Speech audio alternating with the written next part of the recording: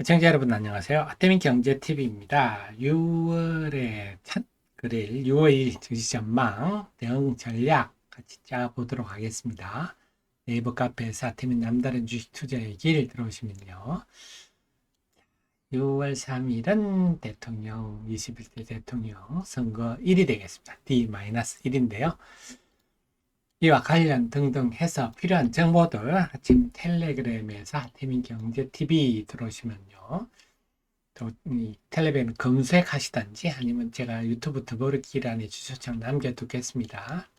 제가 주말에 휴먼 테크놀로지가 지난 주간에 세종정부청사, 정부세종청사 수주 관련한 영상, 그 대통령 선거 때 주시장이 어떻게든지 자세한 내용 등등 필요한 정보를 불철주야 보내드리고 있으니까요.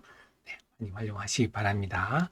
주식 투자라는 사업은 네, 기업은 물론이고요. 모든 것들에 대해서 많이 알수록 유리할 수밖에 없다. 선거가 사실 정치 위정자 뽑는 게 왜 중요하냐 한다면요. 뭐 역사적으로 다 나와 있지 않습니까? 아르헨티나 같은 건 20세기 초반에 세계 5위 경제부국이었습니다. 남미에서 지하철도 제일 먼저 만들었고 이태리 1913년인가?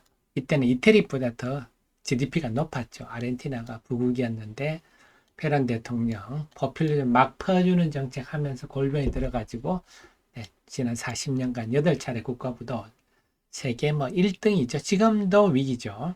그다음 최근에 트르키에 에르도안 대통령이 네, 금리를 오히려 내려야 된다. 이래가지고 다가 물가가 지금 2년 동안 백폭등을 한 바람 유튜브 영상 보면 튀르키예 국민들 정말 불쌍하게 삽니다. 그래서 튀르키예 여행은 안 가시는 게 좋겠어요. 유튜버들이 너무 사기를 많이 당하더라고요. 국민이 살기 힘들면 그렇게라도 살아야 되니까. 그래서 정치가 참 경제에 중요하다. 이거는 이론의 여지가 없겠습니다.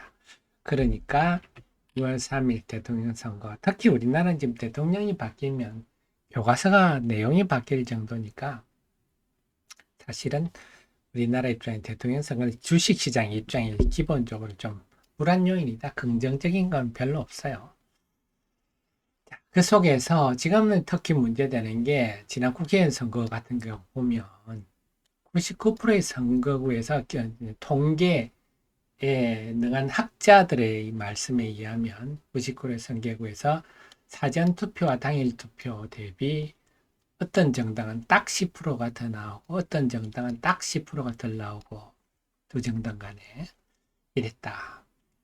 다수의 모수를 하기 때문에 사전투표 며칠 전에 한 사전투표나 당일투표 사이의 차이는 거의 없습니다. 통계적으로 당연한 얘기죠. 그런데 딱 10%가 더 나오고 딱 10%가 덜 나오는 이거는 뭐 중앙선거 선거 결과에 나오니까 그래서 뉴스 보면 사전선거가 당락을 결정했다. 근데 그 말 자체가 사실은 뭐 통계학자가 아니라도 뭐 저도 사회학과입니다만 저도 통계를 잘 합니다만 통계 상식만 가져도 이거는 있을 수 없는 일이죠. 우리가 옛날에 학력고사 때 이 분포가 딱 이랬지 않습니까?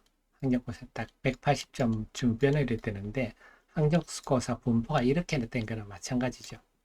있을 수 없는 일인데 이러다 보니까 지금은 또 부정선거에 대한 국민의 관심이 아주 높아서 선거 끝나고 아주 뭐랄까 또 후유증도 남을 수도 있지 않느냐.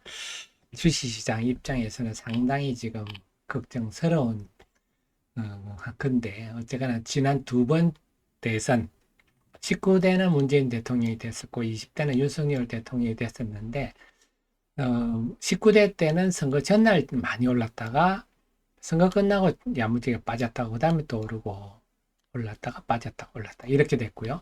20대는 선거 전날 많이 빠졌다가 선거 끝나고 많이 올랐다가 그 다음에 중립 정도 빠졌다가 올랐다가 중립 이 정도 됐네요. 그래서 이것만 가지고는 선거 전날이 어떻게 될 거다 잘 모르겠는데 중요한 거는 뭐다? 네, 선거 전날이 많이 오르면 다음 날이 빠지고 선거 전날 많이 빠지면 다음 날 많이 오르고 이렇게 되는군요. 그리고 당연한 얘기죠. 공약 관련주가 D 플러스 1을 강세. 특히 윤석열 대통령 같으면 그때 원전, 그다음 게임 뭐 이런 것들이 강세를 보였었어요. 네, 이 두 가지 특징을 낼 수 있다. 그런데 지금은 좀 다른 게요. 지금 뭐 5천 포인트 간다, 지배구조 개선 막 이러니까 대형주들도 증권주, 주주에서 이런 게 최근에 팍 뛰었거든요. 그러니까 이번에는 또 결과가 나오면 요새 팔라 이런 대응이 나올 수도 있습니다. 참 단기 주가를 누가 예측하겠습니까? 네, 그래서 당분간은 초단타 위주의 대응이 가장 합리적이겠다. 그다음에 교통 정리가 좀 된 다음에 차분히 대응하는 게 맞겠다 싶은데 외국인도 마찬가지인 것 같아요. 외국인들도 지금 지난 뭡니까 5월 28일, 29일 외국인들이 연이틀 유가지고 순매수하는 거 보고 아 이제 외국인들이 사나 골드만삭스는 선거 이후에 주가가 외국인들이 매수 주가가 오를 거라 전망했던데 이전 미리부터 사나 했더니 그냥 5월 30일 날 다 엎어버렸네요. 그래서 외국인들도 일단 이 불확실성 요인을 보고 하자. 이런 생각인 것 같습니다. 그래서 여전히 지금 비슷한 흐름이 특히 코스피 같은 경우는 외국인이 사는 날은 지수 오르고 팔면 지수 빠지고 정확히 일치하고 있고 코스닥도 거의 그 분위기입니다. 그래서 외국인들도 관망하자. 그런데 주말에 달갑지 않은 뉴스들이 좀 나왔어요. 뭐가 있냐면 미국과 중국이 관세 인하를 합의하고 지금 20일째인데 이제 트럼프 대통령이 중국이 합의를 완전히 위반했다. 착한 사람 노릇 이제 끝이다. 이렇게 해버리니까 또 이제 시끄럽네요. 그래서 양측의 합의가 좌초되고 전쟁이 재점화될 수 있다. 우려. 그래서 뭔가 좀 유의하고 뭐가 좀 되나 우리가 보통 기대했는데 이런 일이 나타났고 또 하나가 그동안에 트럼프 대통령이 처음에는 고함 지르고 그 다음에 양보한다. 뭐 이렇게 다들 비아냥거려서 그런지 이번에는 철강 제품에 대해서 지금 25% 관세를 매기고 있는데 50%를 인상하겠다 해버렸어요. 6월 4일부터. 그래서 그 다음에 철강뿐만 연설은 철강만 했다가 알루미늄도 추가했어요. 그래서 업계는 50% 관세는 사실상 뭐 수출 못하는 수준이다. 이렇게 반응이 나타나고 있어서 당장 뭐 포스코홀딩스라든지 현대제철, 동국제강 등등 철강 관련 우리나라의 철강 수출액 중에서 13% 정도 미국이 차지하는데 어쨌거나 실질적으로 심리적으로 상당히 부담스러운 악재다. 이게 철강 알루미늄 업종뿐만 아니라 전반적으로 다시 관세 전쟁이 다시 부각되는 거 아니냐 이렇게 시장이 또 압박할 수도 있습니다. 그래서 결론적으로 뭐냐 좀 편안하게 하려면 대통령 선거란 불확실성 좀 제거되고 교통 정리한 다음에 한다. 이게 뭐 당연한 것 같고 다만 월요일에 이제 초단타 입장에 있으면요. 월요일날 지수가 상승하면 네.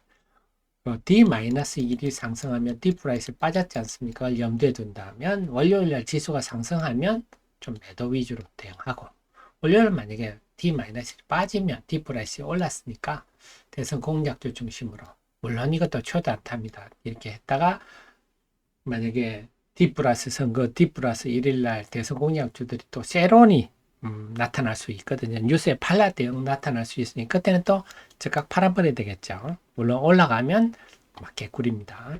그래서 전체적으로는 이 불확실성 요인이 이렇게 대응하는 게 가장 적절하지 않을까 싶습니다. 늘 저의 최신의 정보 함께 하시고요. 도움되셨으면 좋아요 누르시면 저의 좋은 기운이 여러분께 전달돼서 좋은 성과로 나타나리라 생각입니다.